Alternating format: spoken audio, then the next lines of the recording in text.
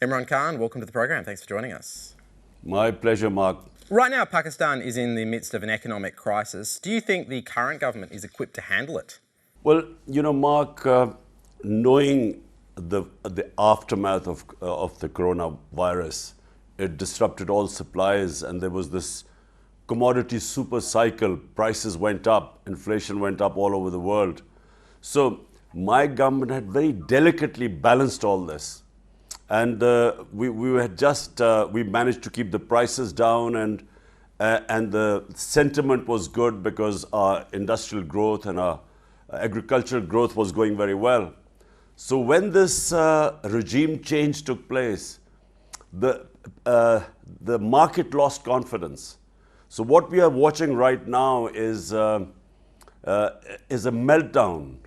Our currency has lost almost 10% of its value. Stock exchange has crashed. Prices have gone through the roof. Inflation is now about 30%. So the country is facing challenges right now. You've led several protests over the past few weeks. What exactly are you trying to achieve? Are you not concerned that the protests will add to a sense of chaos? Well, the chaos was when, Mark, this what we call the US-backed regime change took place in Pakistan. And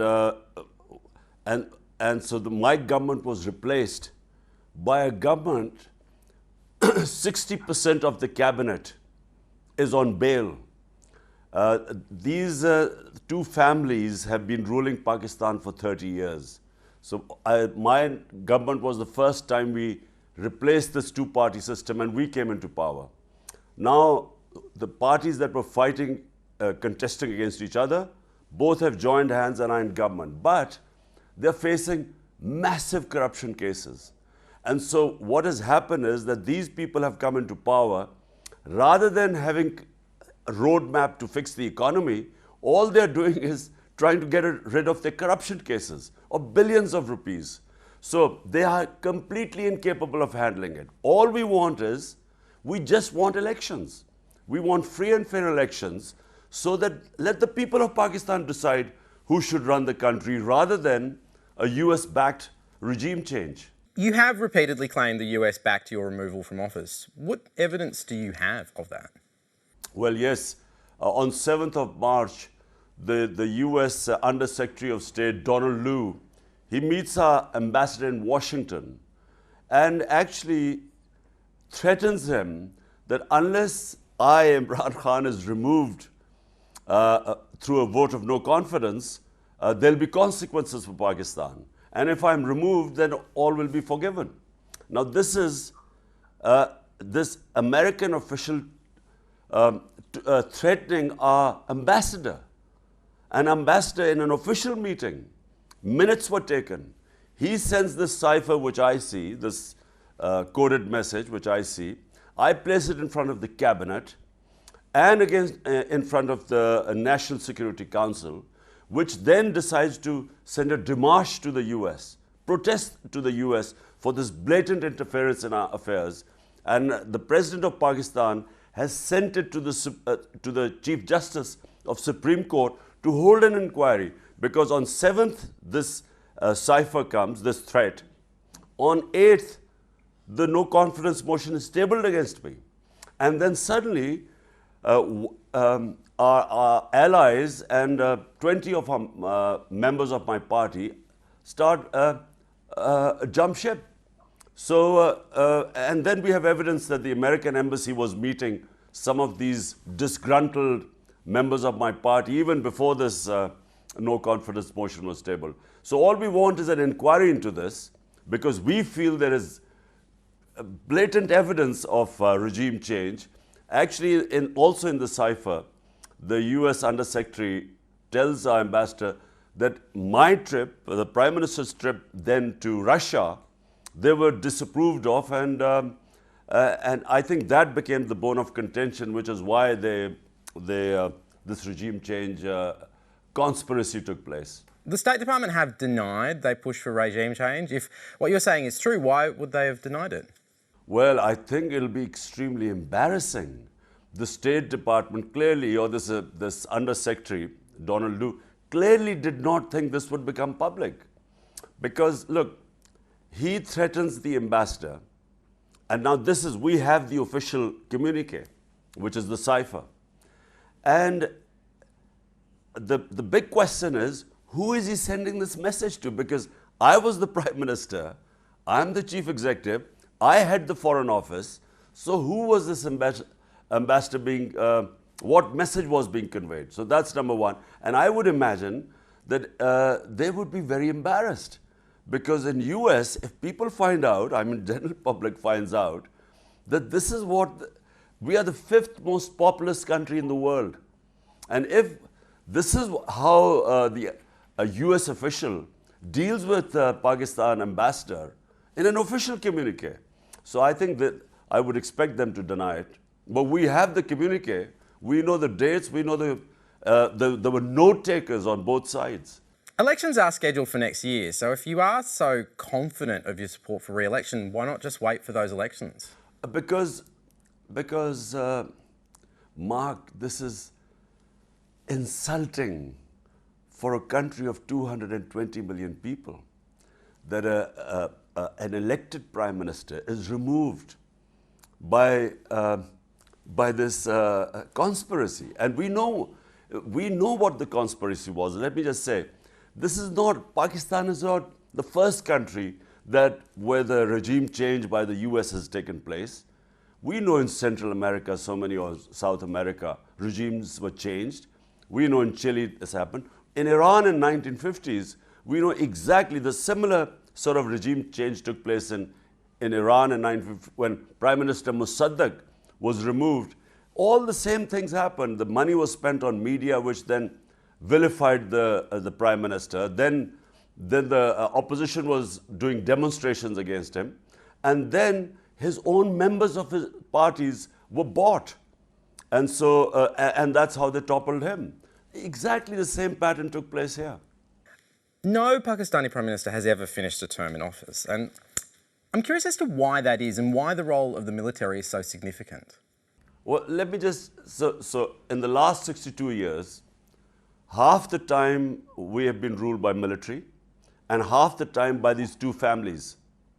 They've ruled us. So I'm the, first time it's a new party has come up. Now, two things. Number one, whenever governments in Pakistan were removed, they were always removed on corruption. This is the first time a government is removed when we had one of the best growth rates, economic performance, and that's reflected in the economic survey of Pakistan. We were going probably our best industrial production, agricultural production. We were growing, sustainable growth is the word. So this is the first time a government has been removed when there were no corruption cases and you couldn't doubt the economic performance. And since we've been removed, the country's gone down.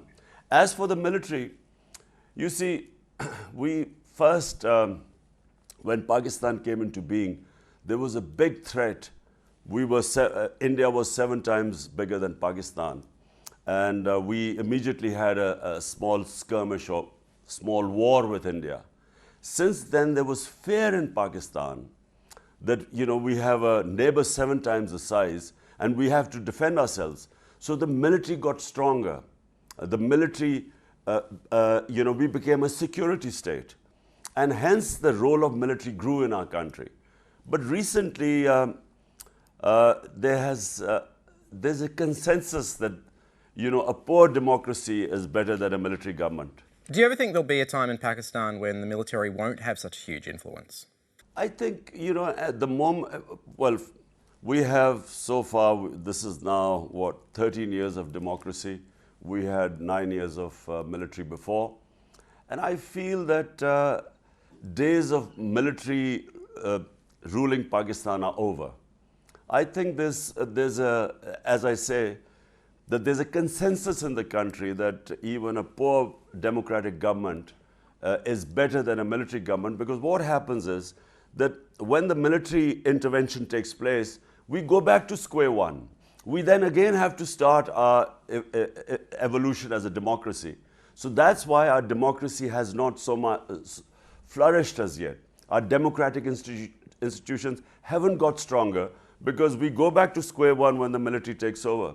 So we are in the process really of strengthening our democratic institutions. Just coming back to your economic track record, you were in Russia when it invaded Ukraine. You were there to negotiate oil prices as part of your attempt to deal with the economy. That said, looking back on that moment, being in Russia, do you regret being there at that particular moment? Mark, it's not a question of regret. Look, the trip was planned long before. There was a consensus in Pakistan. All stakeholders felt that we need to improve our relationship with Russia.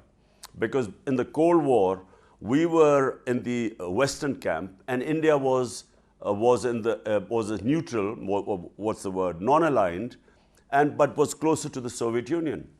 So there was a feeling in Pakistan that we should improve our relationship with Russia, because economically we have Russia can. What is the word? We need Russia more economically as far as our gas, because our gas reserves are depleting. Secondly, we need wheat because we have a growing population, and we had some 2 million tons of wheat shortage in Pakistan. And then the military needed hardware from Russia, and now we needed oil from them because Russian oil, we were going to get 30% discount from Russia to buy oil. So that was the primary need for us. So the timing turned out to be bad, because last thing I would have realized is that the night I land there, the next morning, President Putin decides to go into Russia. Now, I wasn't supposed to know that. And from that point of view, the timing turned out to be bad. But as I said, I wasn't supposed to know that. I'm actually quite fascinated by what you think the biggest challenges Pakistan is facing right now. Like, what is not being focused on in the midst of all this? Is it health? Is it climate change? What are the issues you think need to be addressed right now? Mark, there are lots of... Right now, the economic issue is the biggest issue. And as I said, we had very delicately balanced our economy because of this commodity super cycle when all energy prices had gone up all over the world. And 25% of our imports were oil-related, petroleum imports.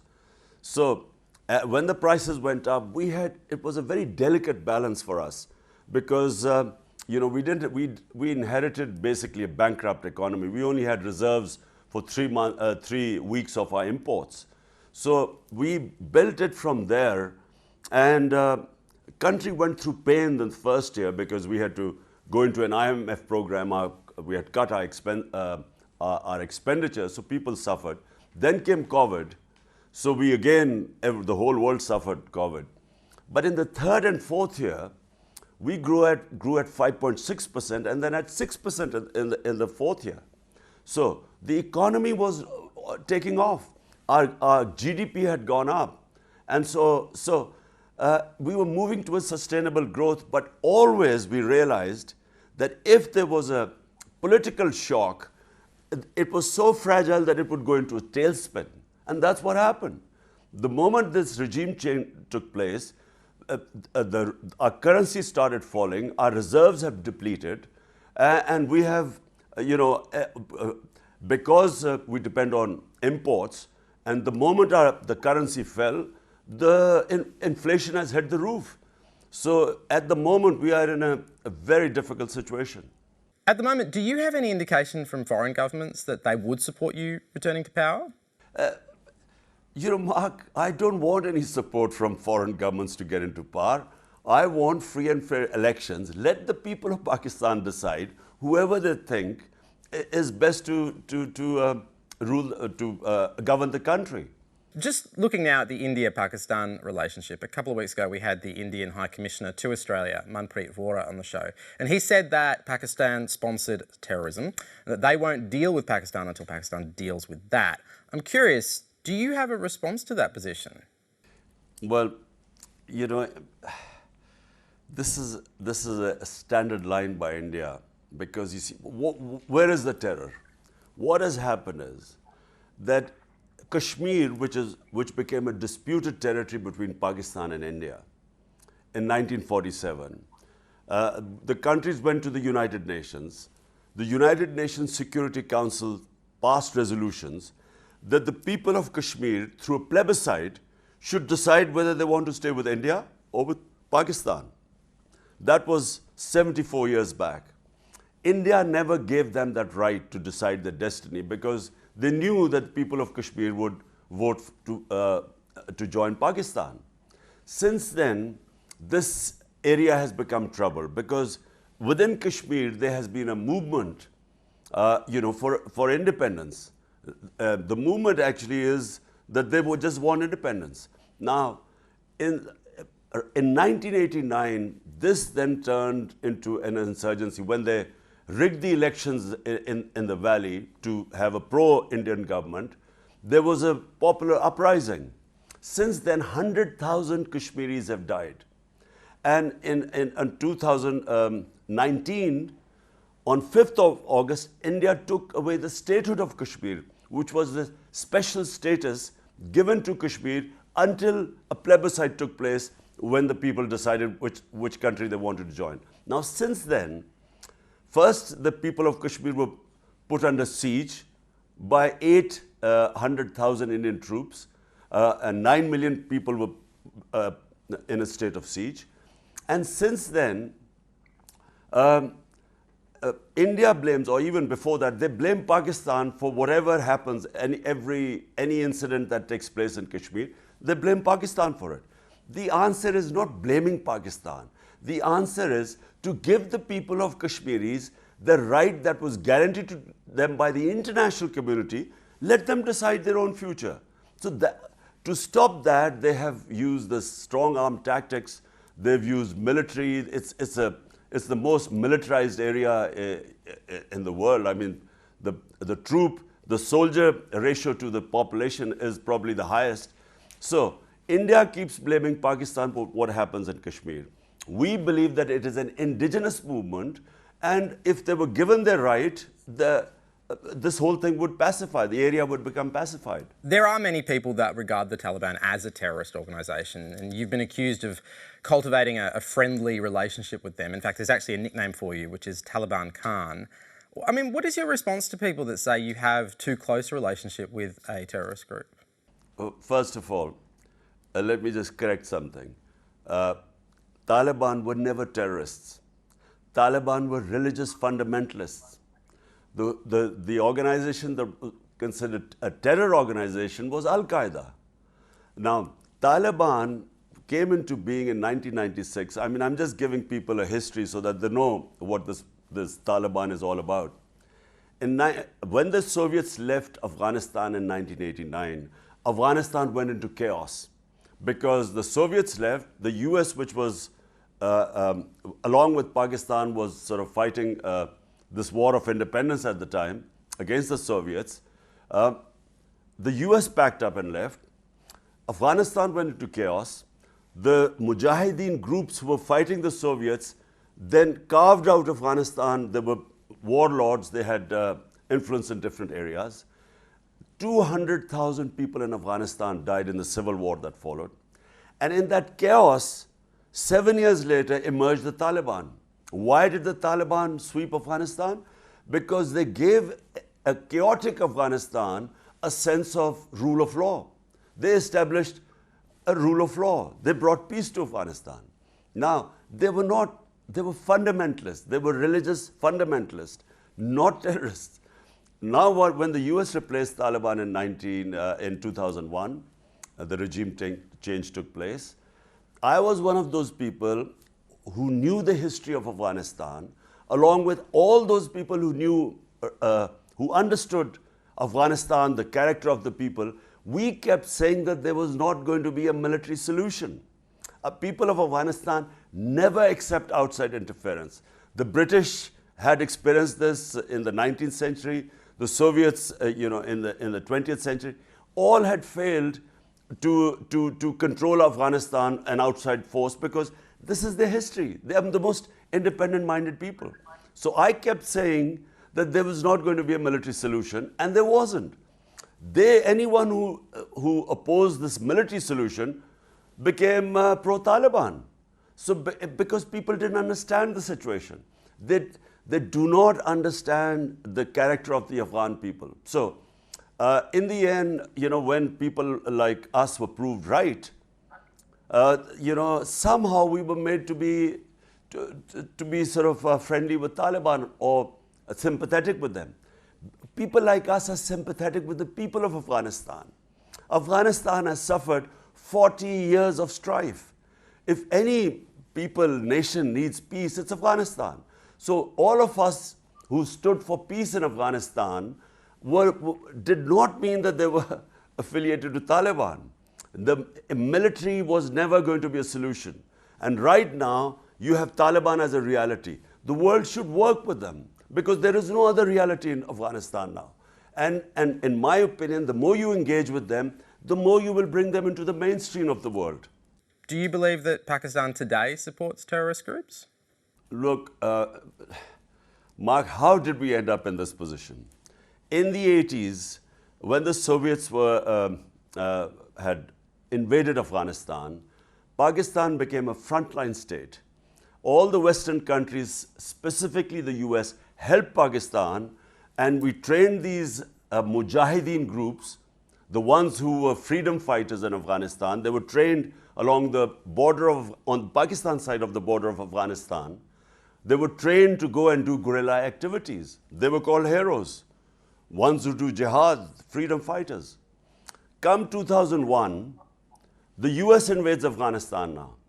Now, these people who were trained to do jihad or freedom struggle or who were guerrillas, Pakistan now tells them that, look, this is because the good guys have come to Afghanistan, which is the US, it is no longer jihad. If you fight them, it's terrorism. So guess what happened? They turned against Pakistan. These groups, which were trained to, were indoctrinated that fighting a foreign invader was jihad and you were heroes, suddenly we are telling them that they're terrorists, and Pakistan joined the US war on terror. So these people turned against us, and Pakistan lost 80,000 people for joining the war, the US war on terror. We had 3.5 million people internally displaced. We had over $100 billion lost to the economy. The US ally, Pakistan was an ally, conducted 400 drone attacks into Pakistan. So Pakistan was the country that suffered the most joining the US war on terror. And we became the collateral damage of the US war in Afghanistan. So not only did we suffer, because these groups turned against us, suddenly they became terrorists. So we then became a country that had terrorist groups. But these people were heroes when they were fighting the Soviets. Okay, so do you believe then that the Taliban are the right people to be governing Afghanistan? Mark, this is not the question right now. Question is, have we any choices? Is there another group that can manage Afghanistan? The US-backed government of Ashraf Ghani, I mean, they had all the resources in the world. They had US aid coming in. There was 300,000 army in Afghanistan trained by the US with the latest equipment, the best armed army. And what happened in the end? 70,000 armed, lightly armed militia. These 300,000 troops surrendered to them. And why did they surrender? Because the people of the country of Afghanistan supported the Taliban. Why did they support them? They didn't think of them as Taliban. They thought of them as freedom fighters. And they thought of the puppet government, the US-backed puppet government, was isolated. Which is why 300,000 troops surrendered without a fight. Because the population, army cannot go against a population. So the population had moved on that. Why? Because the Ghani government was considered extremely corrupt, isolated. They did not deliver to the people. In the rural areas, people's lives didn't change at all. It was only in the urban areas, which were only 3 or 4 cities. So therefore, my answer to your question is, let the people of Afghanistan decide who they want. And I feel that the people of Afghanistan are strong enough, eventually they will assert their rights. The women in Afghanistan will assert their rights. But never has it happened that some outsider can liberate women of another country. It's never happened in history. Let the people, give them a chance. They're strong people, and I think they will assert their rights. There's lots of Pakistani Australians watching tonight. Do you have a message for the diaspora? The biggest support actually since this regime change in Pakistan took place, it's never happened before that all the Pakistanis, when we have almost 9 million Pakistanis diaspora living in different countries, and never has it happened that they turned out in such large numbers to support us, to support me. It's never happened because normally when there's a regime change, there's celebration in Pakistan. People distribute sweets. This is the only time that people came out, and millions of people within the country and Pakistanis outside came out to protest. And so I consider finally that I consider the overseas Pakistanis living in Australia, they are one of our greatest assets. And they have, their remittances, when the money they send back to Pakistan, has been one of the main reasons my government, they send more money during my government than ever in our history. So, and that was the main reason why we were able to, our economy was able to grow, we were able to sustain ourselves despite our exports, although we had record exports, but our exports are far less than our imports. And until we raise our exports, this gap has been filled by the overseas Pakistanis' remittances. And so I, for one, am extremely grateful to this overseas community. Just coming back to the relationship between India and Pakistan, what could improve relationships between those two countries? Like, what needs to be done right now? Mark, there is only one issue between us, and that is Kashmir. And I find that it's just lack of leadership that we have not been able to resolve this issue. Because the advantages of peace in the subcontinent are enormous. Pakistan on one side has China, one of the biggest, fastest growing economy in the world. And then we have India on the other side, which is potentially one of the second biggest market in the world and economy in the world. And then on our other side, we have all the world energy reserves. We have Iran, and then we have Central Asia.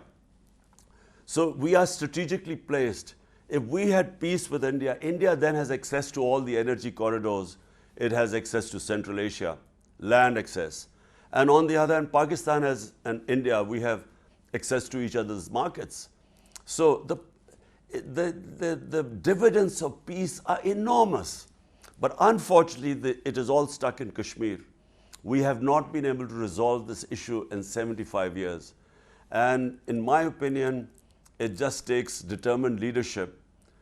If two can decide to sit down and resolve the issue, then this whole area will be transformed.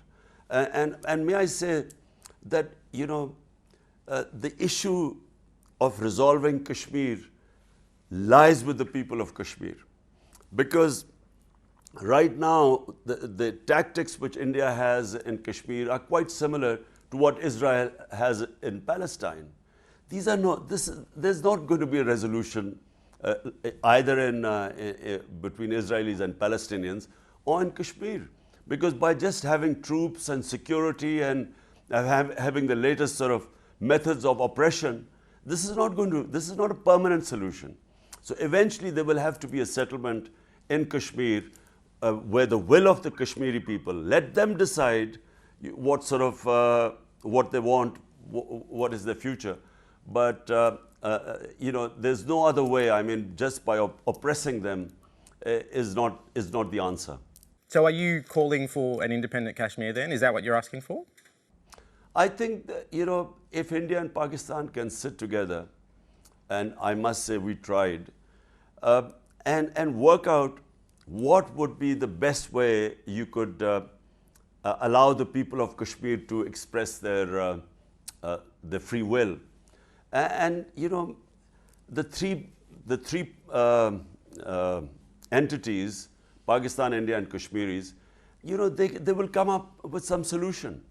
But First of all, there has to be a realization that in 75 years, just by oppressing them and using force, it hasn't worked. And this is not a, as I said, this is not a permanent solution. Permanent solution is letting them decide what they want to do. Just lastly, before I let you go, you have had an incredible life. What would you most like to be remembered for? Look, you know, Mark, I've also been very privileged. I've had more love and respect in my country than hardly any other Pakistani. So my contribution to my society would be just that I would, which I started my politics 26 years ago. And I have to say I was inspired by, when I first went to England as a teenager, the two things that inspired me about England: rule of law and a welfare state. And later on, when I studied my own history, the first welfare state in the history of mankind was made by our Prophet Muhammad Sallallahu Alaihi Wasallam, the first state of Medina. This is exactly what he did. It was a state where he made it a welfare state. State took responsibility of the weaker section of the society, a humane state. And secondly, he established rule of law, meritocracy. And these are exactly the principles which I set out 26 years ago. This is what I want in Pakistan. My biggest struggle has been that the ruling elite, these two families that have ruled Pakistan for 30 years, they refuse to come under the rule of law. They believe they're above law. And this whole struggle has been that they've all ganged up and these massive corruption cases against them. They do not want them to be judged by the law of the land. They consider themselves above the law. And unless and until you have rule of law, in my opinion, I've been all over the world. If you look at prosperous countries and you look at failed states, or you look at states with massive poverty, there is only one difference: rule of law. The prosperous states always have rule of law. And that is the reason why you liberate the potential of a society. Unfortunately, in the entire developing world, you have might is right. The powerful can get away with murder. They can plunder the country, do whatever. This justice system cannot bring them under the law. And that's why there's this huge transfer of wealth. Every year, according to the United Nations Secretary General's panel called Fact-Eye Panel, it estimates every year $1.7 trillion are illegally transferred by their corrupt ruling elites, transferred from these poor countries into rich countries, offshore accounts, big palatial places in London and Western capitals. And this is why the rich are getting richer, poor are getting poorer. So the big difference is rule of law.